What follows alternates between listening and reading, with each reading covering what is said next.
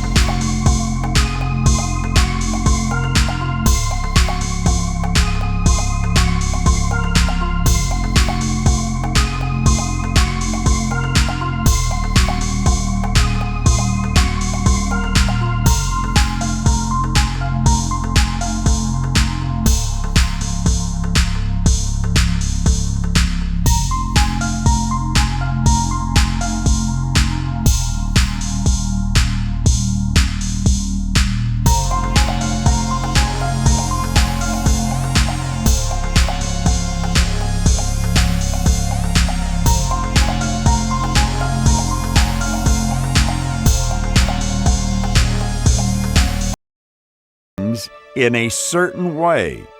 Now, I want you to really play with this mentally for a few minutes. You will find two people. Let's take two salespeople. They're working in the same office. They're working for the same sales manager. They're working in the same marketplace. They're selling exactly the same product at exactly the same price. One sells 25 times as much as the other one. How could that possibly be? And if you go out with them and sort of shadow them and watch what they do, you'd come back and you'd say, well, they're doing exactly the same things. And they are. But you don't get rich by doing things. You get rich by doing things in a certain way. You see, one is operating with the law and the other is going against the law. Now, if you mentally return to the 6th session that we've already covered and review the story of the man who formed a mental image of his house, and you're going to get a fair idea of the initial step toward getting rich. You must form a clear and a definite mental picture of what you want.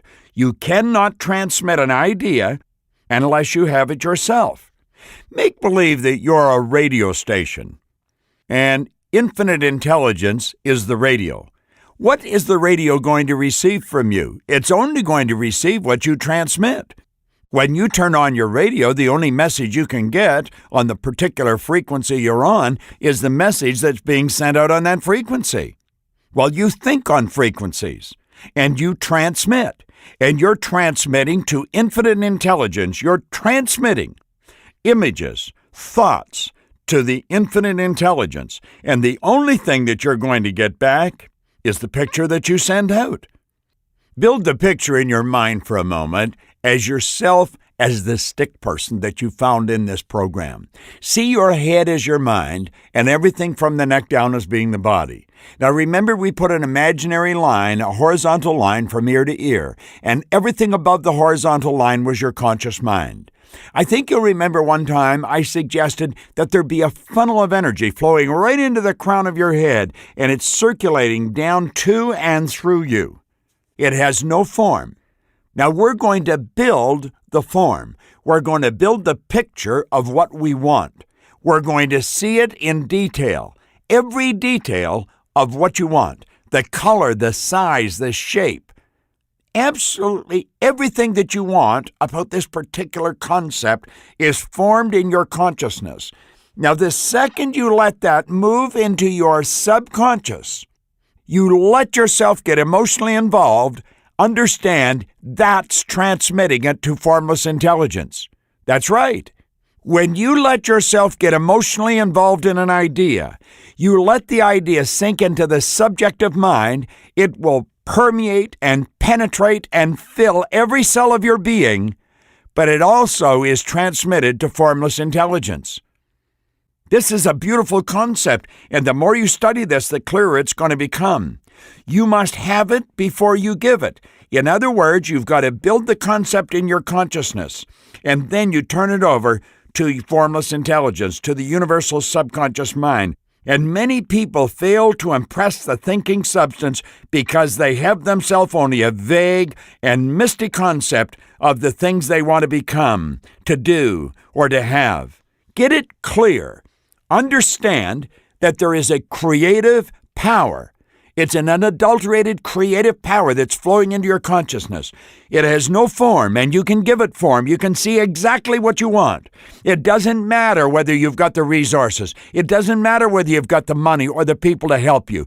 You have the godlike ability to build the picture of exactly what you want in your consciousness. And then you let that picture sink through that imaginary line that separates the conscious from the universal side of your personality. And as it sinks into your subconscious mind, you let yourself feel yourself full of that idea. You literally fill your mind with that idea. Now, it's not enough that you should have a general desire for wealth, to do good with. Everybody has that desire. It's not enough that you should have a wish to travel, to see things, to live more. Everybody has those desires also. If you're going to send a telegram message to a friend, you would not send the letters of the alphabet in their order and let them construct the message for themselves. Nor would you take the words at random from the dictionary. You would send a coherent sentence, one which meant something. When you try to impress your wishes upon the thinking substance, remember that it must be done by a coherent statement. You must know what you want and be definite. Begin the transmission by saying, I am so happy and grateful now that every fiber of my being is vibrating in harmony with God's laws. I see myself becoming healthier and stronger and more vibrant every moment of every day. Or if it's wealth you want, I am so happy and grateful, and fill yourself with gratitude. I am so happy and grateful now that money comes to me in increasing quantities through multiple sources on a continuous basis. Or if it's more business you want, I am so happy and grateful now that business is coming to me in an abundant manner, everywhere, every day.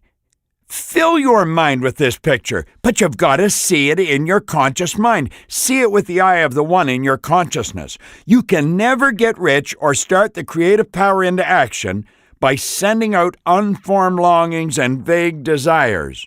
Go over your desires, just as the man that was described in the previous lesson went over his house. See just what you want and get a clear mental picture of it as you wish it to look when you receive it on the physical plane.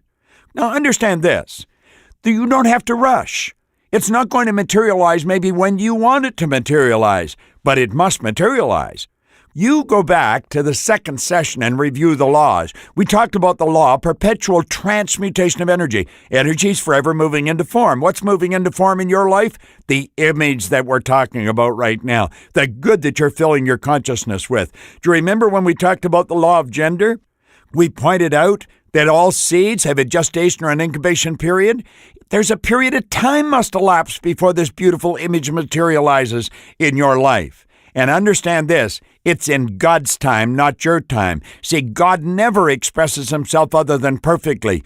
The imperfections in our life are brought about by our own thinking or our collective ways of thinking. Spirit never expresses itself other than perfectly. You want to fill your consciousness with the good that you desire. Let yourself get emotionally involved with it. So as we said, go over your desires just as the man did in the previous lesson, how we went over his house. See what you want and get a clear mental picture of it as you wish it to look when it materializes. Now let's get back to Wattles' words for a moment. As the sailor has the port toward which he is sailing in his mind, You must have a clear mental picture continually in your mind. You must keep your face toward it all the time. You must no more lose sight of it than the steersman lose sight of the compass. You see, there's going to be things happening in your life that aren't in harmony with this beautiful image. There's going to be people come into your life and they're going to give you negative suggestions. You're going to be reading newspapers, watching news broadcasts on television, or maybe hearing them on the radio. And you're going to hear stuff that is in direct opposition to your image. Reject those things.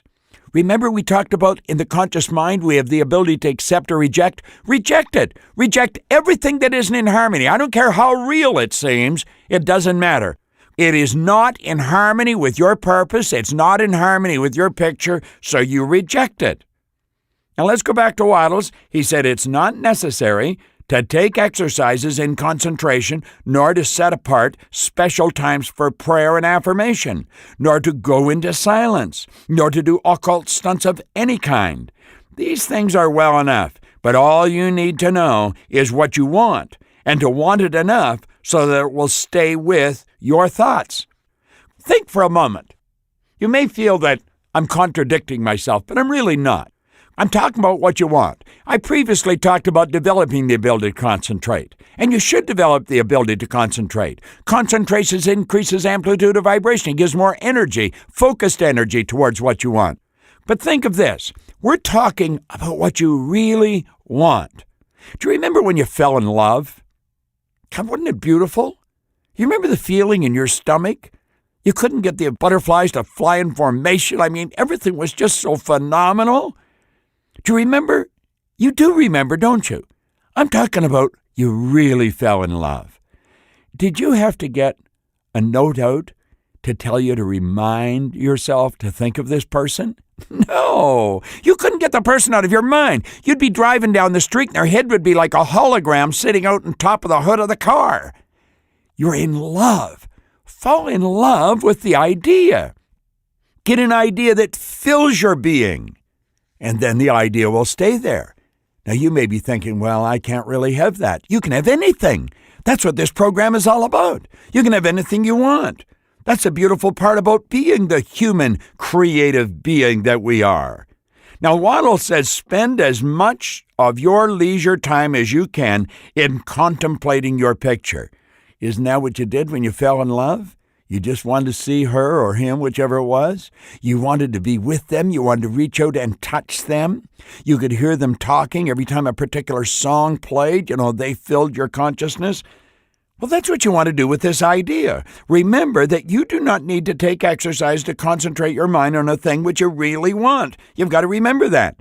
And if you have to exercise your mind to remember this, perhaps you're not going after what you really want. You're probably going after something you think you can get. It's got to be what you want. Let your wants fill your mind. It's the things you do not really care about that require effort to fix your concentration upon them.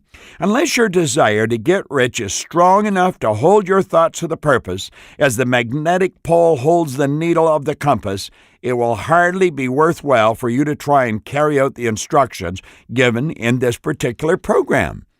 If you're having difficulty visualizing yourself really rich, you're probably trying to think of yourself with all kinds of money. Start thinking of what you're going to do with the money. It's much easier to get emotionally involved with the good that you can do with money.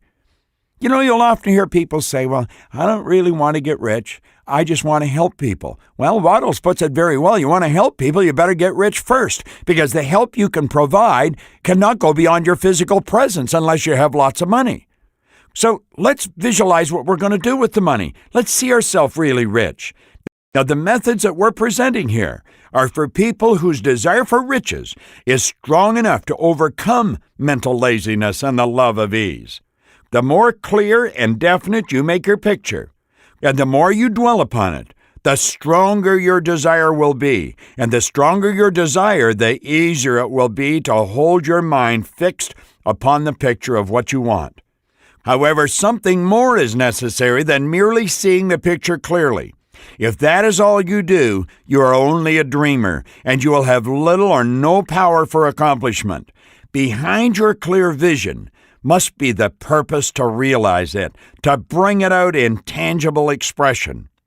You know, if you go to a website, giftsforyourmind.com, you will find an article there that I wrote on purpose, vision, and goals, and an MP3 that you can download. It won't cost you a nickel. Giftsforyourmind.com. And get the article on purpose, vision, and goals, because this idea of purpose is vital to your success. Behind this purpose must be an invincible and an unwavering faith that the thing is already yours, that it is at hand, and you have only to take possession of it. Your purpose is your reason for getting out of bed in the morning. You'll often hear people say, well, I get up because everybody gets up. That'd be a very good reason to stay in bed. Whatever you're doing, what everyone's doing, you're probably going in the wrong direction. Your purpose is your reason for living. And then you build a vision, and that's how you're going to execute your purpose. The vision, it's a multiplicity of goals, of long range. It's a long vision of what you're going to accomplish in your life, and it keeps you on purpose. And then you select the goal. You select the one thing that you want, and that's what we're talking about here. Now, if we come back to Wattles again, he said, live in the new house mentally until it takes form around you physically. In the mental realm, enter at once into full enjoyment of the things you want. And you'll remember the scripture. It comes from Mark 11:24 if you want to look it up. Whatsoever things ye ask for, when ye pray, believe that ye receive them, and you shall have them. Prayer is actually the movement that takes place between spirit and form with and through you. Spirit being the highest vibration, form being the lowest. Spirit always manifests through its polar opposite. So you see, spirit flows to and through us. We are an instrument to carry out God's will. And as this spirit power flows into our consciousness, we build the image. And then by holding that image, it's expressed with and through us. That's the way prayer is the movement that takes place between spirit and form with and through us. It's as Wattles points out, see the things you want as if they were already around you all the time. See yourself as owning and using them. Make use of them in your imagination. You know, I love that. Make use of them in your imagination. I have a sister-in-law, Pixie, has a little niece, Alexis. And Alexis' birthday was coming up, and Pixie asked her what she wanted for her birthday. So she told her she wanted this particular game. And she said, well, you hold it in your mind, and you'll probably get it. So as the birthday got nearer, she said, do you still want the game? And she said, no. She said, I've played with it enough already. I want to get something different. She was playing with it in her imagination. The little girl, little tiny child, she understands this. Psi Seminars is a phenomenal course. It's on the west coast of the United States. It's in Hawaii. It's in Korea and different places. In fact, you could look it up. It's just psiseminars.com. Well, at any rate, they run a program for children, and they do it a couple of times a year. They're phenomenal courses for personal growth. In these programs for children, they teach the children some phenomenal ideas. Well, Tina and Mark Chiron sent their two children, Lauren and Zach, to this child's program. This was a few years ago. And after the program, I said to Zach, Zach, what did you learn on the weekend? Zach looked at me, said, I learned that givers gain. I said, you know something, Zach? That's one of the greatest ideas you'll ever learn. And then I said to Lauren, what did you learn, Lauren? She said, I learned to go to the movies in my mind. And I said, and how do you use that, Lauren? Well, she said, last night I woke up and I was hungry. So I made myself a hot dog, I ate it, and then I went back to sleep. Imagine. See, they're learning how to use these marvelous faculties. As Wattles said, make use of them in imagination. When we do this, it's like simulation. It's imagined reality. Make it real in your mind. Make use of them in imagination, just as you will use them when they are your tangible possessions. Dwell upon your mental picture until it is clear and distinct. Then, take the mental attitude of ownership toward everything in that picture. Take possession of it in your mind. in the full faith that it is actually yours. Now remember, I pointed out of a previous session on gratitude that gratitude is faith in action. So when we say take possession of it in your mind, in the full faith that it is actually yours, you be grateful for it coming into your life. I pointed that out in the session on gratitude. You don't only be grateful for what you've got, you be grateful for what's coming.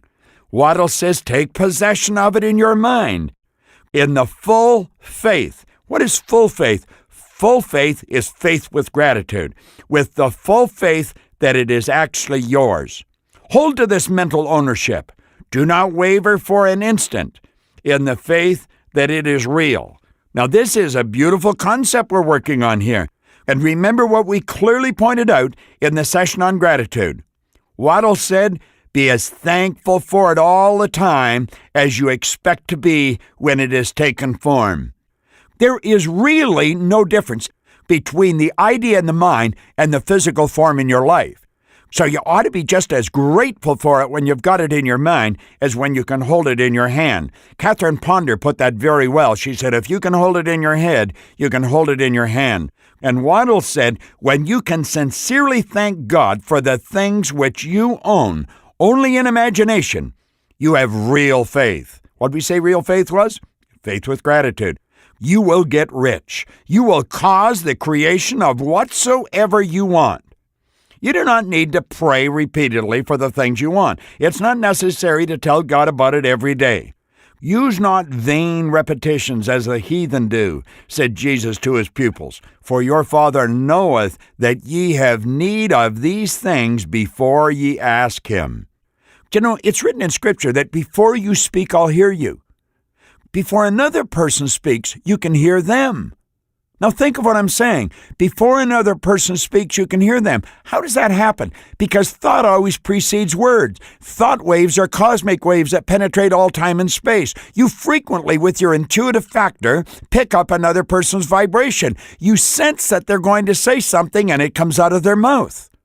Well, if you can pick up what another person's going to say before they can say it, wouldn't you think that your Father, which dwelleth in heaven, can? Well, that's what Jesus said. For your Father knoweth that ye have need of these things before ye ask him. Wattles has pointed out very clearly, your part, my part, every individual's part is to intelligently formulate your desire for the things which make for a larger life, and to get these desires arranged into a coherent whole. You must then impress this whole desire upon the formless substance, which has the power and the will to bring you what you want. Now, you will remember, when you want to transmit this desire, this whole desire to formless substance, how do you do it? I pointed out that you put yourself into a totally relaxed state and mentally see the image of the good that you want in your mind just sinking through that imaginary line into your subconscious mind. The subconscious mind's the universal subconscious mind. That's universal intelligence. That's the part of you that's omnipresent. You see, that's the spiritual aspect of your personality. And spirit is omnipresent, so a part of you is omnipresent. And you let that sink in, and as it does, it fills every molecule of your being, and you are transmitting it to formless intelligence. You do not need to make this impression by repeating strings of words. You make it by holding the vision with unshakable purpose to attain it, and with steadfast faith that you will attain it. In fact, it goes beyond faith. You know it. You know with every fiber of your being. See, that's the difference between the real pros in life. I'm talking about the high rollers, the ones that are really the heavy hitters, the ones that are making things happen in a big way every day. They know that they are a spiritual expression. As James Allen says, they are an offspring of a deathless soul. They have this godlike ability within them, and they live by the law, and they're following the methods that are taught in this phenomenal program. You know what you're asking for is going to move into form. The answer to prayer is not according to your faith while you are talking, but according to your faith while you are working. It's like the Quakers say, pray and move your feet. You cannot impress the mind of God by having a special Sabbath day set apart to tell Him what you want, and then forgetting Him during the rest of the week. If you do not think of your prayer until the hour of prayer comes again, you cannot impress Him by having special hours to go to into your closet and pray. You've got to see this. It's got to be real. You've got to know what's happening. Oral prayer has its effect in clarifying your vision and strengthening your faith, but it's not your oral petitions which get you what you want. In order to get rich, you do not need a sweet hour of prayer. You need to pray without ceasing. I had a minister one time tell me that praying is what most people do between prayers.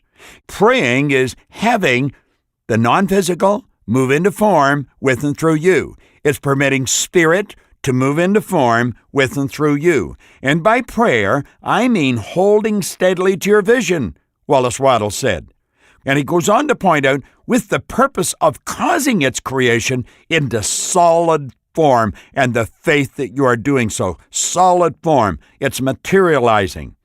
Believe that ye receive them. Way back around 1900, William James said, believe and your belief will create the fact. Napoleon Hill pointed out that there's a big difference between wishing for a thing and being ready to receive it. He said, no one's ready for a thing until they believe that they can acquire it. He pointed out open-mindedness is essential to belief. Closed minds do not inspire faith, courage, or belief. Now, no one's ready for a thing until they believe that they can acquire it. My great mentor, who's gone now, God bless him, Leland Val Vanderwall, he taught me that our belief is based upon our evaluation of something. And frequently when we reevaluate a situation, we'll change our belief about the situation. And as I look back, I reflect on my own life. I was losing. Man, was I losing. Up until I was 26, I was just going in the wrong direction every day. And all of a sudden, bang, my life just turned around. And then it just kept getting better and better and better. And it keeps getting better every day. Like I expect it to be better tomorrow than it is today. And today is a lot better than it was yesterday. How does that happen? Well, I keep analyzing myself. I keep studying this material. I keep relating myself to it. And that's what Wattles points out we have to do for gratitude. We have to relate ourselves to this formless substance, to infinite intelligence, to the Spirit of God. We have to know that we're a part of it. And as we do this, our belief about what we're capable of doing changes. And we quit seeing ourselves doing little things, and we start to see ourselves doing big things. Wallace went on to point out that once you have clearly formed your vision, the whole matter turns on receiving. When you have formed it, it is well to make an oral statement by addressing the supreme power in reverent prayer. From that moment on, you must receive in your mind what you ask for. Val Vanderwall taught me something else. He said you learn to willingly give and gratefully receive. Think of that. You learn to willingly give and gratefully receive. Wattles saying, from the moment you turn it over, you must receive in your mind what you ask for. Live in the new house. Wear the fine clothes. Ride in the automobile. Go on the journey and confidently plan for greater journeys. Think and speak of all the things you have asked for in terms of actual present ownership. And how have we instructed you to ask? We say, I am so happy and grateful now that I have received the good that I'm desiring. I am so happy and grateful now that money comes to me in increasing quantities through multiple sources on a continuous basis. You've got to see it. Live in the new house, as Wattles said. Wear the fine clothes. Ride in the automobile. Go on the journey and confidently plan for greater journeys. You can do this in your mind. That's what your imagination is for. It's imagined reality. Wattles said, think and speak of all the things you've asked for in the terms of actual present ownership. Imagine the exact environment and financial condition you desire and live all the time in that imaginary environment and financial condition. Mind, however, that you do not do this as a mere dreamer and castle builder. Hold to the faith that the imaginary is being realized and to the purpose required to realize it. You've got to stay on purpose. You've got to hold the image in your mind. You've got to live as if you physically got it. What did Thoreau say? He said, you will meet with success unexpected in common hours.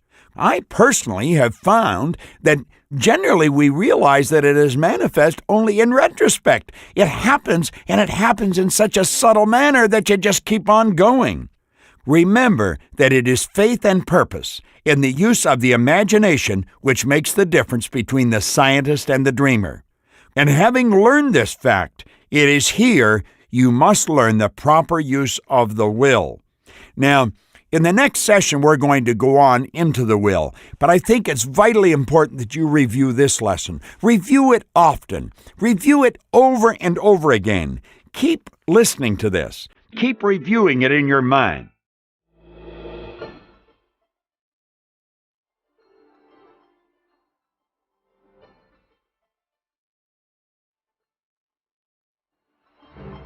Let's take a look at the questions that have been prepared for this particular session. Here's the first one. What's the most important thing to do to make an impression on the thinking substance?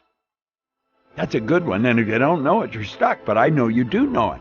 So play with it. What is the most important thing to do to make an impression on the thinking substance?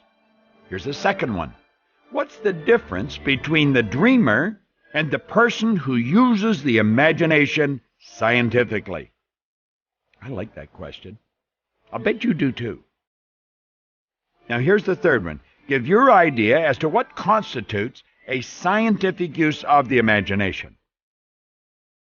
That'll provoke you to think for a minute. And finally, are you working with faith and purpose? I might add to that, are you working with whole faith and purpose? And what was whole faith? Isn't that great?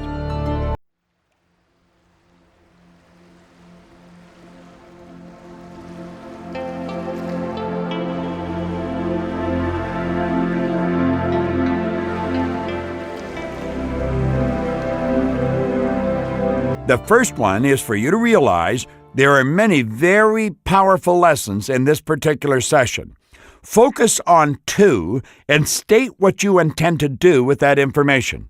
Now, I want you to think about it and get a pen and a pad out. If you're in your car right now or out for a walk, remind yourself as soon as you get back where there's a pen and a pad to sit down and actually write out two of the most powerful lessons that you've come across. But first, let me share what Thomas Troward said about this. He said, we cannot think into manifestation a different sort of life to that which we realize in ourselves.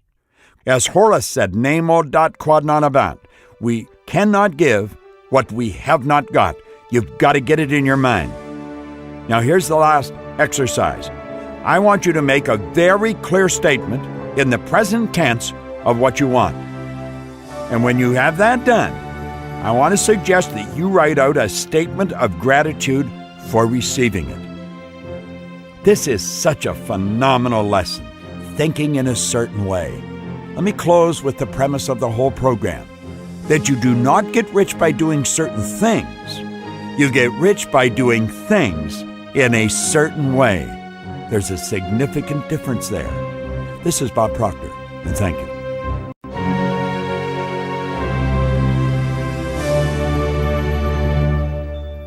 Hello, this is Jack Canfield. It's been clearly stated numerous places in this program by both Michael Beckwith and Bob Proctor that you do not get rich by doing certain things. You get rich by doing things in a certain way. Genevieve Behrend, the author of Your Invisible Power, couldn't have said it better when she wrote, "Order is heaven's first law." It's absolutely essential that we bring order to our minds.